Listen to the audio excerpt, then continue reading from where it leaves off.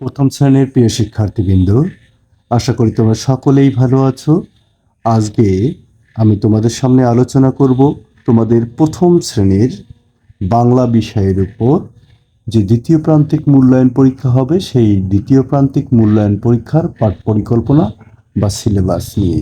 এখানে তোমরা দেখতে পাচ্ছ প্রথম শ্রেণী বিষয় হচ্ছে বাংলা, অর্থাৎ প্রথম শ্রেণী বাংলা বিষয়ের উপর আমরা নমুনা প্রশ্নটি তৈরি করব।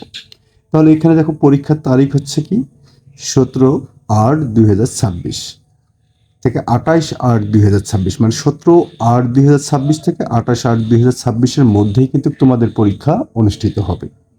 তার মানে তোমার দ্বিতীয় পরীক্ষার সময় কিন্তু নির্ধারিত হয়ে গেল। এবার দেখো তোমাদের মূল্যায়ন হচ্ছে যদি 100 মার্কের, এখানে ধারাবাহিক মূল্যায়ন থাকবে হচ্ছে 50 মার্ক।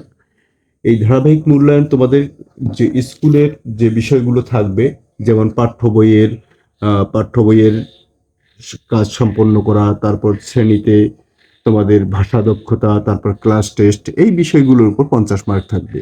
আর সামষ্টিক মূল্যায়ন থাকবে হচ্ছে 50 মার্ক। এই হচ্ছে 100 মার্কের মধ্যে পরীক্ষা অনুষ্ঠিত হবে।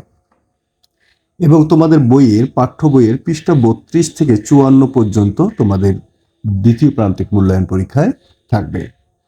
এই দ্বিতীয় প্রান্তিক মূল্যায়ন পরীক্ষার জন্য 32 থেকে 54 পৃষ্ঠা পর্যন্ত তোমাদের কি করতে হবে? কমপ্লিট করতে হবে। এরপর আসো নম্বর বন্টন, অর্থাৎ তোমাদের নম্বরগুলো কিভাবে বন্টন করা হবে। এখানে দেখো ধারাবাহিকভাবে বর্ণ লেখা, এটা হচ্ছে 5 মার্ক। তাহলে তোমাদের যে ব্যঞ্জন বর্ণগুলো আছে এগুলো কিন্তু তোমাদের দ্বিতীয় প্রান্তিকের জন্য ইম্পর্টেন্ট, বা এগুলো থাকবে। কিন্তু তোমার সবগুলো বর্ণ তোমরা লিখবা, স্বরবর্ণ ব্যঞ্জন বর্ণ যা আছে সবগুলো লিখবা, এবং এটা ধারাবাহিকভাবে লিখবা, আগে পরে উল্টো পাল্টা যা আছে সবগুলো তোমরা লিখে নিবা।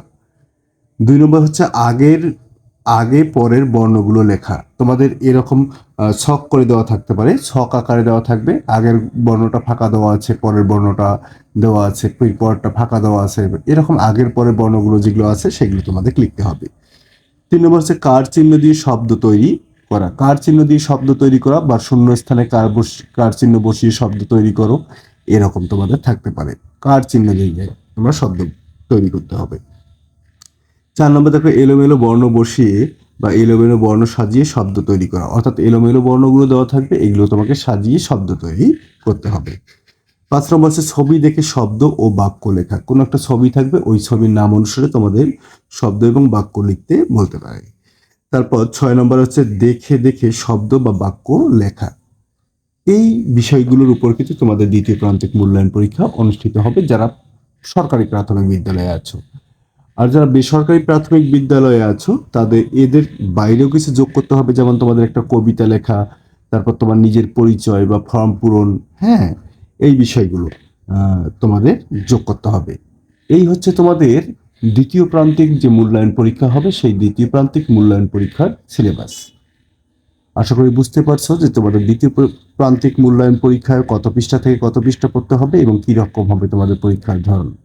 আজকের ক্লাসটি এই পর্যন্তই। সবাই ভালো থাকবে, সুস্থ থাকবে এবং অবশ্যই তোমরা মন দিয়ে পড়াশোনা করবে। ধন্যবাদ।